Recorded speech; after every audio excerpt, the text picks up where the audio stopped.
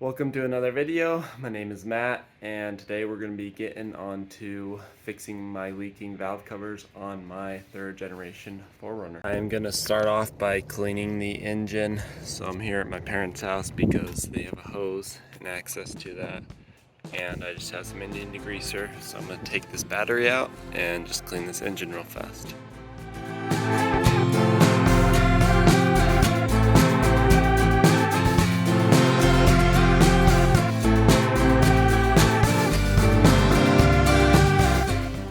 Placed that coolant cap because I believe it failed on me the other day. I heard boiling water on a slightly long trip up to Park City, and when I got out, sure enough, the overflow was boiling with coolant, and the radiator cap failed to keep that pressure and up the boiling point of the coolant.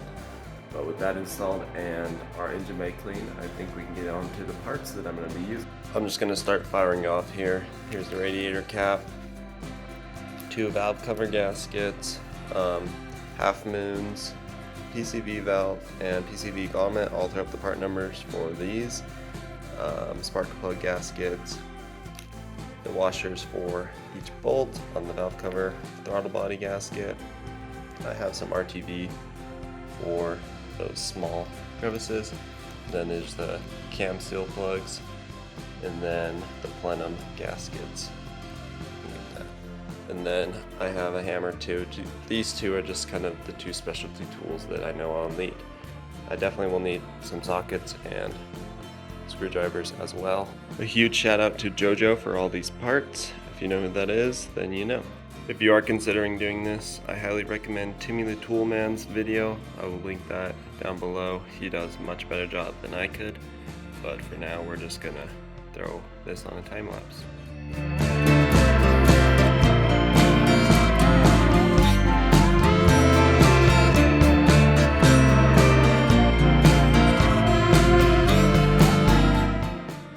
Now, I believe that I'm ready to take these valve covers off. You can see them.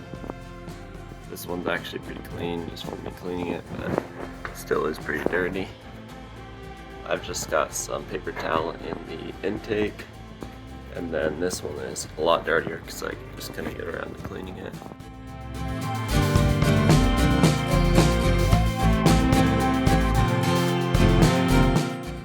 These valve covers are cleaned up. I have the gaskets on here and the new seals in with the tabs pushed back down. And now I'm going to put some RTV on the half moons and RTV on the cam seal plugs. The cam seal plug goes in here, and you just need it on here where it contacts the head. And then I'm just gonna hand tighten everything for an hour and then torque to spec. And then, but I also do RTV on the head near the front of the cam. I also forgot to mention that I do have some new spark plugs. Here are NGK 790s, so we'll put those in too. Here are the old plugs and the new ones. These old ones are actually pretty high quality Denzos, double tip, but we're still going to put these in because they're a lot cleaner. None of them look like they have problems, so we're good.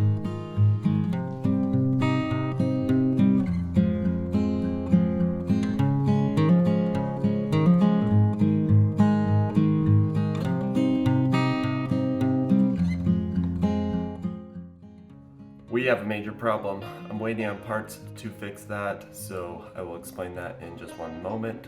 But first, I'm going to take off my ditch lights for a few reasons, but let's get them off first. Quick disclaimer that these do actually still function very well. Number 1 reason is this coating. That's 6 months and 1 Utah winter, and it's just so much of it peeled off, and it just does not look good. Number 2 kind of goes along with that, and that's the rust. Looks terrible, and don't want that all over. I thought this was stainless hardware, but it doesn't look like it is, although stainless can rust. Number 3 are these mounts. They just do not look very good, and that kind of goes into just the overall appearance. I'm just not a fan of it lately. but the mounts are not good, and I feel like they're damaging my hood even though I didn't see any damage. Number 4 is that in all reality, I've used these probably about once, and there's just not really too much of a use at this moment for the type of off-roading that I do.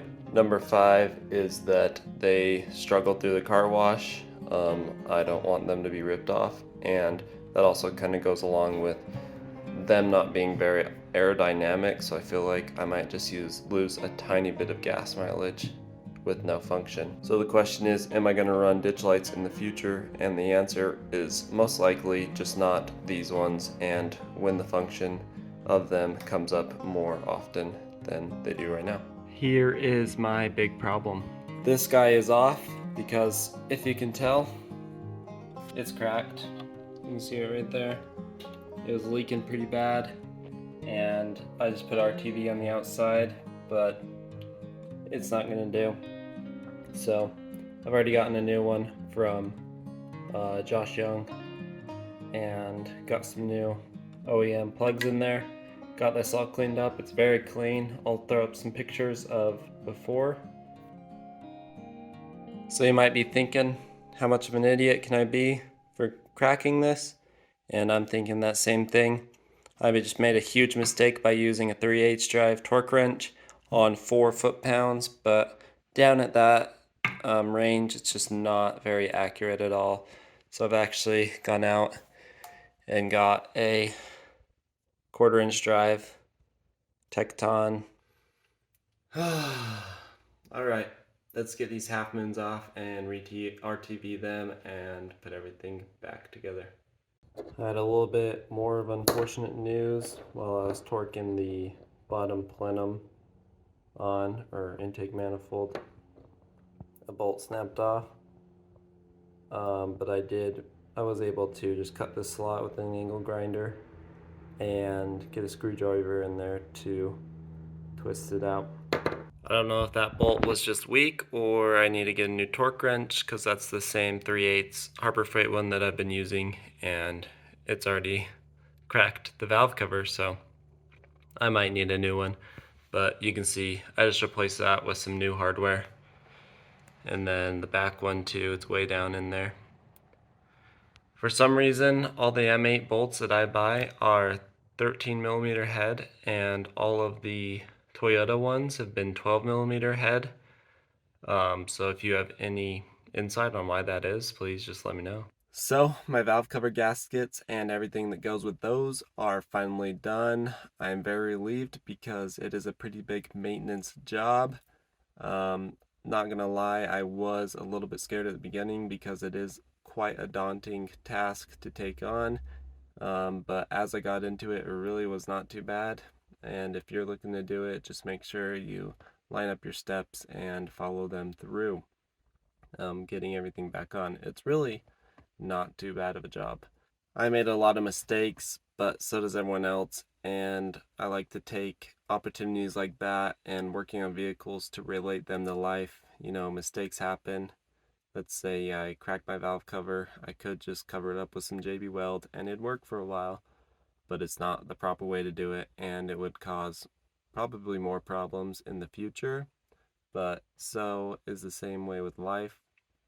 If I have a major problem, I'd rather take the long route and fix it properly. You know, sometimes those quick repairs are all that's needed and nothing else more, but it's just a good way to look at life in a different way and just enjoy the process of it all. I believe that's all that I have for you. If you have any questions, leave them down below. I'm getting ready to go on a trip, just a one-nighter, so I will catch you in the next one. And I think that's it. See ya.